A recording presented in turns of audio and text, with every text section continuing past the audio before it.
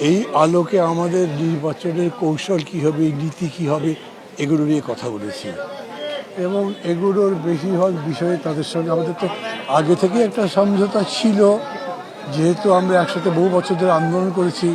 এবং আমরা তখন থেকেই বলছিলাম যে আমরা শুধুমাত্র সরকার পরিবর্তনের আন্দোলন করছি না, আমরা সমাজ পরিবর্তনের আন্দোলন করছি। সেই হিসেবে সংস্কার কর্মসূচিতে যেমন হয়েছে, তেমনি পরবর্তী পদক্ষেপগুলো কী হতে হবে সেটাও আলোচনা হয়েছে। কিন্তু আসন নিয়ে আলোচনাটার যদি উভয় পক্ষের একটা পরস্পরের মধ্যে মানে কোথায় কার কী অবস্থার উপর বিস্তারিত জানা দরকার, এটা পরস্পরকে আমরা জানার চেষ্টা করছি।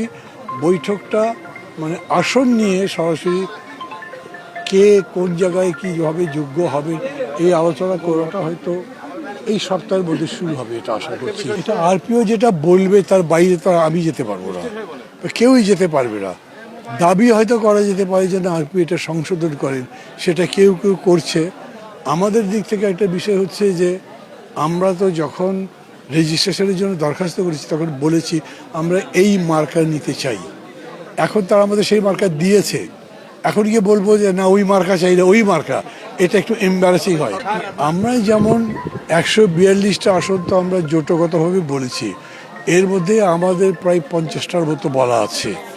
আর এটা শর্ট লিস্ট যদি করতে বলো তাহলে হয়তো সবার দিক বিবেচনা করে সব কিছু মিলে 50-60টার মতো হয়তো আমরা বলবো। তারপরে তাদের সাথে নেগোসিয়েশন হবে, হয়ে যেত কয়টা পেতে পারে তা তো বলতে পারবো, সেটা তারা তাদের জায়গাটাও বলবে। আমরা মনে করি আমরা অন্ততপক্ষে 25-30টা আসলে রীতিমতো লড়াই করবার মতো আমাদের সক্ষমতা আছে।